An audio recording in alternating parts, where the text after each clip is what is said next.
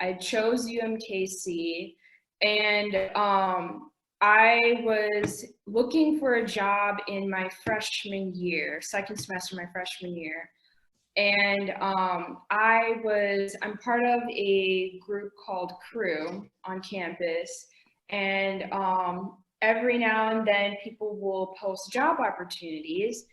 And somebody at the time was working for Propel and said that, hey, Propel is hiring. If you're interested, let me know. So I got in contact with this person and I was set up an interview. And prior to Propel, I did not have any experience working with people with IDD. And so I was just kind of going into this blindly. And I guess they saw that I was capable of doing the job, and so they hired me. I started August of 2018. So I've been doing this for about 2 years now. And so in the beginning of the year, you're assigned 2 students.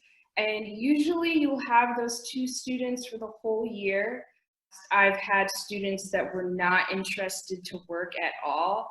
But I think what it comes down to is just what motivates them. So for example, the student that I have right now that's working, his goal in life is that he wants to work at Apple.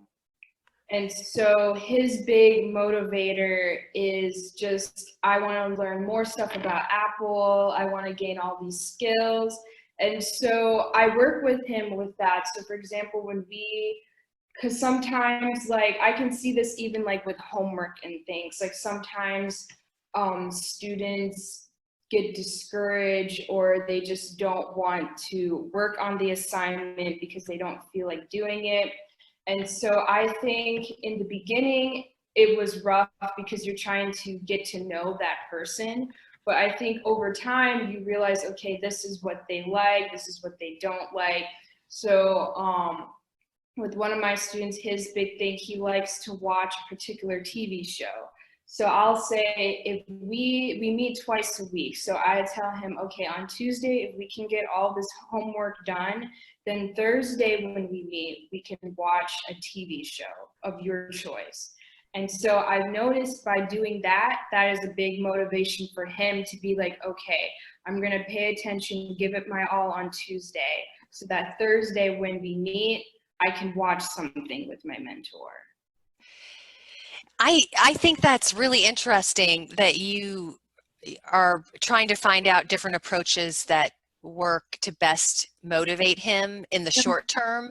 And then as you work with him and you know he has this long-term goal, are you helping him kind of break that down into smaller steps? Like, does he understand, like, to get from A to Z, I need to do these intermediary steps? Like, is that part of what you do with him? Yeah. So one of the things that we are working on right now is social interactions. And so sometimes he doesn't understand that that people have boundaries, and we're learning about that. And I always tell him that, well, if you want to work at Apple, you're going to have to communicate with other people, and there's certain interactions that would not be appropriate if you do that when you work with other people. And so that's one thing that we've been working on and just reminding him, and he's been good about it. So if he slips up sometimes, I will say like, hey, was that appropriate to do? If you were in the work setting, I don't think people would handle it as well as I am handling it right now. And so he gets that. And so that reminds him like, okay, if I want to reach this end goal, I need to work on this. So I'm the director of operations for Cornerstone Enterprise, which is a nonprofit organization that helps emerging adults transition to adulthood more successfully. Also, my professional background includes significant experience in human resources in various capacities, but specifically as a recruiter. I also have 2 years of experience as a special needs instructor for the Kansas City, Missouri Public Schools, as well as the Grandview Public School systems. So I would say that would be my background in supporting youth. So from your perspective, what are some of the main challenges you see that today's youth face in just pursuing a career or finding meaningful work? Yeah, so I would say a big challenge for emerging adults, and that would be any emerging adult, special needs or not, is the parent's ability to let go. And it's a fear of the unknown, and it's a normal feeling that most parents experience. But I feel that the parent has to support that youth's ability to exercise some independence. So I would definitely say that's a big challenge, is that we want to protect our children. We want them to be successful. We want them to be safe, but we have to balance that out and allow them to experience independence and growth on their own. Thanks, Melissa, for having me. Yeah, so I'm Sherry Nemeth. I'm a support coordinator in Boone County. For the past 15 years, I've helped individuals with developmental disabilities to pursue employment in some capacity. Years ago, I started off helping oversee a youth summer work program. And I also have experience as a job coach. I've provided job development services. I'm a former program supervisor for a local employment service provider in my area. And for the past 9.5 years, I've been a support coordinator that specializes with transition age youth and their families. In my current role, I'm often helping link my clients to volunteer resources, encouraging their vocational skill development, and I also help link them to our employment service providers and then potential funding that can help them through the Medicaid waivers. So your role is really that of a connector, kind of. You're matching, in some sense, you're matching the your clients with the supports they need, especially around employment. Correct. Yes. Okay. And especially working with the transition age group. Yeah, employment's certainly one of the main things we're looking at. I specialize in and enjoy working with that group of, hey, high school's winding down. What are we doing now? Well, just kind of in your experience as a support coordinator, what are some of the main challenges that you see support coordinators face in just helping improve these employment outcomes for the youth getting ready to transition into the workforce? You know, I think one of the biggest challenges we have is we have to have our clients and their families thinking about and talking about employment at younger ages. You know, from what I see, a lot of my clients don't have any work experience until their junior or senior year of high school when they're doing work block classes.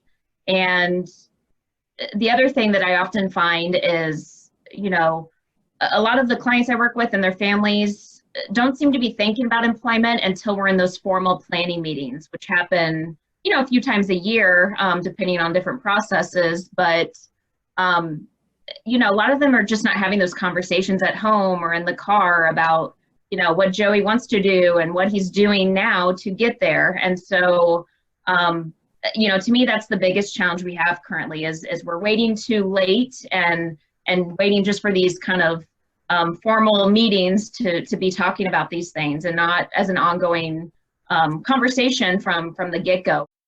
Could be an effective message that a support coordinator could give to families and to children, even when they're young, about working, like planting seeds, I guess is how I'm thinking about it. What could be some messages that would plant some seeds that would eventually, over the years, help grow into that person being someone like you with your attitude of wanting to work, of wanting to be independent, of wanting to have a professional job and not just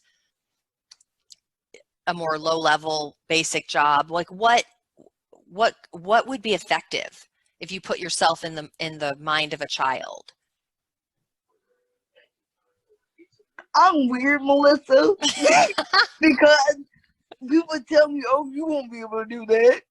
So I was like, "Okay, I'll prove you wrong." I'm weird. So Mm, So maybe something as simple as you can do it. yes, Like, yes. You might not get to where you want. Your your first job may not be like the ultimate job that you want to do, but build steps. It's levels to it. You gotta start. You kind of gotta like not start from the bottom, but you gotta like get your foot in the door first. It's okay to like not be where you want to be right off the bat, and eh, like have expectations for your child, and like set those expectations early in life. Not expectations, but goals. okay. Hmm. Because one thing my mom always used to say: "You're going to go to college.